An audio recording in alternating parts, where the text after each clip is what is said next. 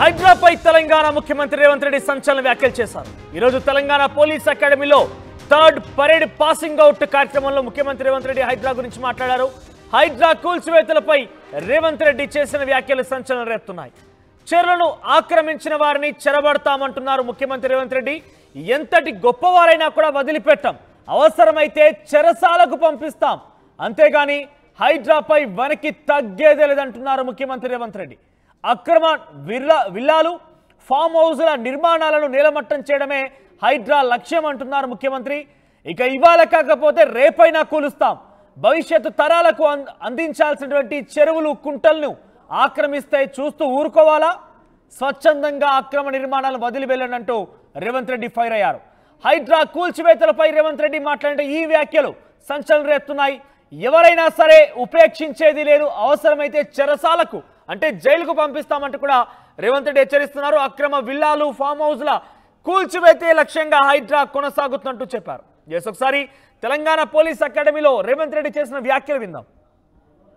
గారికి ఏమొచ్చిందయ్యా, హైడ్రా పేరు మీద మే చెరువుల్లో విలాసవంతమైన విల్లాలు కట్టుకుంటే ఆయన నేల గూలుస్తున్నాడు అని నేను ఒక్క మాట అడగదలుచుకునే వేదిక మీద నుంచి తెలంగాణ ప్రజల్ని, ముఖ్యంగా హైదరాబాద్ నగర వాసులని, 1908లో ఈ మహానగరం మీద వరదలు ఉప్పెనై కమ్మేస్తే వేలాది మంది ప్రాణాలు కోల్పోతే ఆనాటి నిజాం సర్కార్ మోక్షగుండం విశ్వేశ్వరయ్యను ఆర్కిటెక్ట్ గా నియమించి 100 కోట్ల రూపాయల నాడు ఖర్చు పెట్టి ఉస్మాన్ సాగర్, హిమాయత్ సాగర్ ను నిర్మించిండ్రు. అనంతగిరి కొండల నుంచి వచ్చే వరదల్ని నిలువరించిన నీళ్లను ఈ మహానగరానికి తాగునీటి వసతులుగా ఏర్పాటు చేసింది. ఒకనాడు ఎక్కడి నుంచి హైదరాబాద్ నగరానికి తాగునీళ్ళు వచ్చేది కాదు, ఉస్మాన్ సాగర్, హిమాయత్ సాగర్ నుంచే లక్షలాది మంది హైదరాబాద్ బిడ్డలకు తాగడానికి నీళ్లు ఇచ్చారు. హైదరాబాద్ దాహార్తిని తీర్చిన ప్రాజెక్టులు గండిపేట, హిమాయత్ సాగర్. ఇలాంటి ప్రాజెక్టుల చుట్టూతా బాగా సంపాదించుకున్న వాళ్ళు, ఆగర్భ శ్రీమంతులు ఫామ్ హౌజులు కట్టుకున్నారు. వాళ్ళు ఫామ్ హౌజులు కట్టుకుంటే మనకు అభ్యంతరం లేదు, వాళ్ళు సంతోషంగా ఉండడమే మనకు కావాల్సింది. కానీ ఆ ఫామ్ హౌజులలో ఉన్న డ్రైనేజ్ కనెక్షన్ లేదు. వాళ్ళ డ్రైనేజ్ తీసుకొచ్చి గండిపేట నీళ్ళలో కలిపిండ్రు.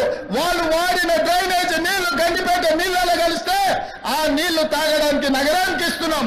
నేను అడుగుతున్న మిత్రులారా, ఇవాళ మీరు చెప్పండి, ఎవరో బలిసినోడు కట్టుకున్న ఫామ్ హౌస్ డ్రైనేజ్ నీళ్లు గండిపేట తాగి నీళ్ళలో కలుస్తుంటే ఆ నీళ్ళని నగర ప్రజలకు తాగడానికి ఇస్తే ముఖ్యమంత్రిగా నేను వైఫల్యం చెందినట్టు కాదా? ఒక్కసారి ఆలోచన చెయ్యండి. భవిష్యత్ తరాలకు అందించాల్సిన బాధ్యత చెరువులు, కుంటలు, నాలాలను ఎవరెవరో ఆక్రమించుకుంటే వాళ్ళ ఆక్రమణలో చెరబడితే ఇవాళ నగరం మీద ఉప్పెనై వరదలు వస్తున్నాయి. ఆ వరదలు ఎక్కడికి వెళ్తున్నాయి? బస్తీలో ఉన్న పేదోళ్ళ ఇళ్లకు పోతున్నాయి. పేదోళ్ళు జీవితకాలం కష్టపడి సంపాదించుకున్న ఫ్రిడ్జ్, టీవీ, మంచము, బట్టలు, కట్టుకున్న బట్టలతో సహా అర్ధరాత్రి పూట వాళ్ళ ఇళ్లకు నీళ్లు వస్తే తడిసి ముద్దాయి అనాథలాక రోడ్డు మీద నిలబడాల్సిన పరిస్థితులు వచ్చినాయి. మున్నేరు వాగు పక్కన ఖమ్మంలో అయినా, వరంగల్ జిల్లాలో అయినా, హైదరాబాద్ నగరంలో అయినా, కృష్ణానది ఒడ్డున మునిగే ప్రాంతాలైనా దుర్మార్గులు ఆక్రమించుకున్న చెరువుల వల్లనే ఇవాళ వరదలు వస్తున్నాయి. అందుకే హైడ్రాను ప్రారంభించడం, హైడ్రా స్పెషల్ టాస్కే ఈ చెరువులను ఆక్రమించిన వాళ్ళను చెరబట్టాలని, చెరబట్టిన వాళ్ళ నుంచి విడిపించాలని, అలాంటి వాళ్ళను అవసరమైతే చెరసాలకు తోలాలనేది నా ప్రభుత్వ విధానం. అందులో ఎంత గొప్ప వ్యక్తులున్నా, ఎంత మహామహులున్నా వాళ్ళు చెరువులను వదలక తప్పదు. అందుకే ఈ వేదిక మీద నుంచి గొప్ప వ్యక్తులకు నేను విజ్ఞప్తి చేస్తున్నా, అయ్యా, ఆక్రమించుకున్న చెరువులను మీరే వదలండి, గౌరవంగా పక్కకు తప్పుకోండి, నీటిపారుదల శాఖకు అప్పగించండి, మీకేం కావాలనో పోయి దూరంగా కట్టుకోండి. లేకపోతే ఉన్న పలంగా నేల మట్టం కూలుతాయి, కూలగొట్టే బాధ్యత నేను తీసుకుంటా. ఇవాళ ఎఫ్టీఎల్లో కానీ, బఫర్ జోన్లో కానీ, నాలాలలో అక్రమంగా నిర్మాణాలు ఏవైతే ఉన్నాయో వాటన్నిటినీ నిరభ్యంతరంగా మేము తొలగిస్తాం. మీరు ఎక్కడికి వెళ్ళినా, మీరు తాత్కాలికంగా కోర్టుల నుంచి ఏమన్నా తెచ్చుకున్న న్యాయస్థానాలలో కూడా కొట్లాడి ఆ స్టేలను వెకేట్ చేయించి మీరు ఆక్రమణలు తొలగిస్తాం. ఇదే కాదు, ఇవాళ మూసి ఒకప్పుడు అనంతగిరి నుంచి వచ్చే కృష్ణానది జలాలకు ఒక ఆలవాలం, కానీ ఇవాళ కాలుష్యం అయిపోయింది. ఇవాళ మన బతుకులను చిందరవందర చేస్తున్నాయి. నల్గొండ జిల్లా రైతులు ఇవాళ ఏడుస్తున్నారు. హైదరాబాద్ నగరంలో నుంచి వచ్చిన కాలుష్యం నల్గొండ ప్రజలకు చేరుతుంది. అక్కడ పంటలు కూడా విషమయమైపోయినాయి. మా కోమటిరెడ్డి వెంకటరెడ్డి గారు పదే పదే నా దృష్టికి తీసుకొచ్చి నల్గొండకు వస్తున్న కాలుష్యాన్ని నియంత్రించండి, మూసిని ప్రక్షాళన చెయ్యండి అని. అందుకే కేంద్ర ప్రభుత్వ సహకారంతో మూసి ఆక్రమణలు తొలగించి మూసిని ప్రక్షాళన చేసి ఒక అద్భుతమైన మూసి రివర్ డెవలప్మెంట్ ఫ్రంట్ ను అభివృద్ధి చేసి పేదవాళ్ళకు అక్కడ వ్యాపారాలు చేసుకోవడానికి అవసరమైన అవకాశాలు కల్పిస్తాం. మరి ఇవాళ మూసి పరివాహక ప్రాంతంలో పేదలు ఆక్రమించుకొని ఉన్నారు. జిల్లాల నుంచి వచ్చి ఇల్లు కట్టుకొని ఉన్నారు. రూపాయి కూడబెట్టి గుడిసెలేసుకొని బ్రతుకుతున్నారు. వాళ్ళ పట్ల మానవత్వంతో వ్యవహరిస్తుంది ప్రభుత్వం. మూసి నాలలో ఉన్న శాశ్వత నివాసదారులు ఎవరైతే ఉన్నారో వాళ్ళందరికీ డబుల్ బెడ్రూమ్ ఇల్లు ఇచ్చే బాధ్యత ఈ రాష్ట్ర ప్రభుత్వం తీసుకుంటుంది. దాదాపుగా 11,000 మంది అక్కడ ఇల్లు ఉన్నాయి. ప్రతి వాడికి 11 కాదు, అవసరమైతే 12,000 మంది అయినా ప్రతి వాడికి డబుల్ బెడ్రూమ్ ఇల్లు ఇచ్చి వాళ్ళని ఆత్మగౌరవంతో బ్రతకటట్టు ఈ ప్రభుత్వం పునరావాసం కల్పిస్తుంది. అట్లాంటి కార్యక్రమాలలో ఇవాళ శిక్షణ పొందిన ఈ ఎస్ఐలు ప్రజల సహకారం కోసం మీరు బాధ్యత తీసుకోవాలి. అదేవిధంగా ఎక్కడైతే ఆక్రమించుకున్నారో మూసీలు, ఎఫ్టీఏలు, బఫర్ జోన్, నాలాలో ఉన్న వాళ్ళు తొలగించండి. ప్రభుత్వ భూముల్లో లేకపోతే ప్రైవేట్ భూముల్లో అనుమతి లేకుండా కట్టుకున్న వాళ్ళని ఏదైనా రెగ్యులరైజ్ చేయడానికి స్కీమ్ ఉంది. కానీ ఎఫ్టీఎల్, బఫర్ జోన్, నాలాల వాటికి రెగ్యులరైజేషన్ స్కీమ్ లేదు. ఇవ్వాలి, కాకపోతే రేపైనా వాటిని తప్పకుండా తొలగిస్తాం. వాళ్ళ పట్ల కఠినంగా వ్యవహరిస్తాం. మీ అందరికీ నా విజ్ఞప్తి ఒక్కటే, రేపటి నుండి ప్రజల దగ్గరికి వెళ్తున్నారు. తెలంగాణ ప్రజలకు విశ్వాసం, నమ్మకం కలిగించండి. మన రాష్ట్రంలో గంజాయి మాట ఎత్తాలన్నా, డ్రగ్స్ గురించి ఆలోచన చేయాలన్నా, సైబర్ నేరాలను నియంత్రించాలన్నా, చెరువులు, నాలాలు చెరబట్టిన వాళ్లను మోకాళ్ళలో వణుకు పుట్టాలి. రేవంత్ రెడ్డి గారికి ఏమొచ్చిందయ్యా?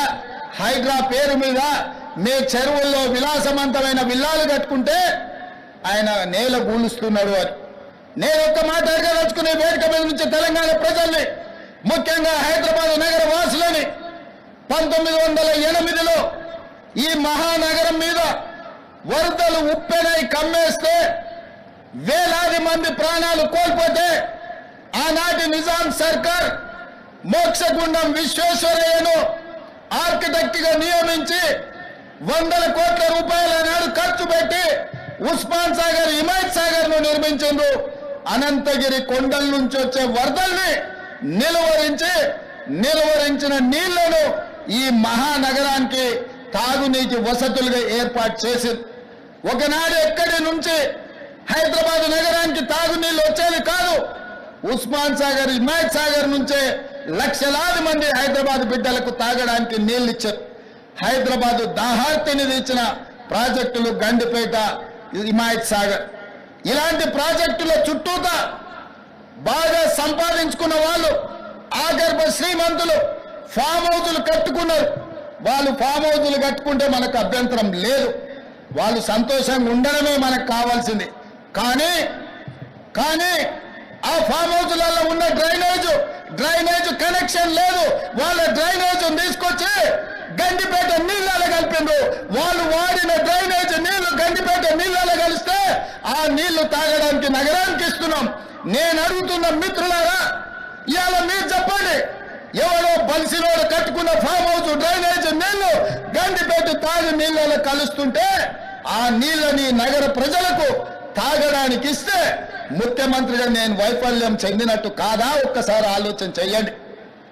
భవిష్యత్ తరాలకు అందించాల్సిన బాధ్యత చెరువులు, కుంటలు, నాలాలను ఎవడెవడో ఆక్రమించుకుంటే వాళ్ళ ఆక్రమణలో చెరబడితే ఇవాళ నగరం మీద ఉప్పెనై వరదలు వస్తున్నాయి. ఆ వరదలు ఎక్కడికి వెళ్తున్నాయి? బస్తీలో ఉన్న పేదోళ్ళ ఇళ్లకు పోతున్నాయి.